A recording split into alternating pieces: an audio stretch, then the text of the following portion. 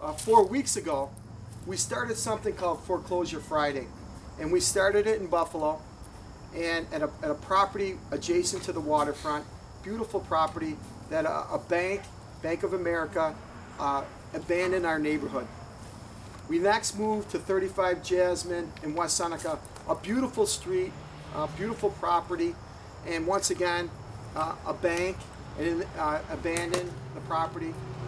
Then we moved to Lackawanna, New York, and we had 2 banks fighting over ownership, and I said to myself, why is it that not only are the banks abandoning our community, but it's the neighbors on both sides that are maintaining the property in most instances. They're cutting along, they're the eyes and ears of the neighborhood, and they're working in this instance with the supervisor who has sent out the housing inspectors, has cut the grass, and has done as much as they can do at the local level.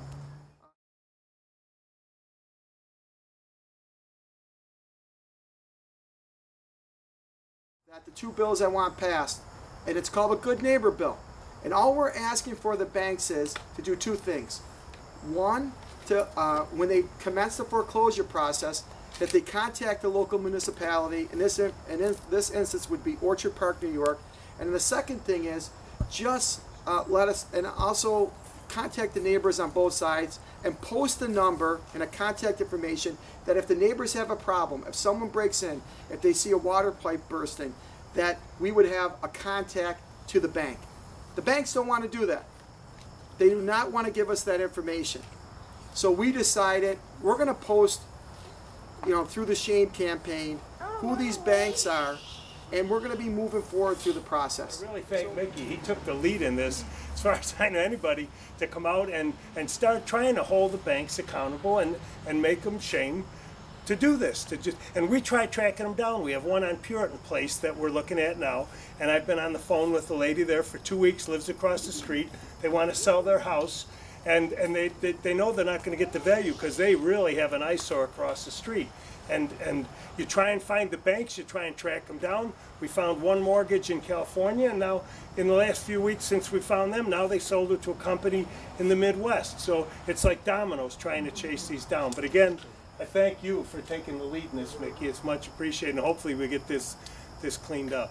We are working very hard, but without the help of Western New York Law Center to help track down who is the actual owner through the assignments, we wouldn't be here today. So thank you, Kate. If you would like to say a few words, we really appreciate it. Sure.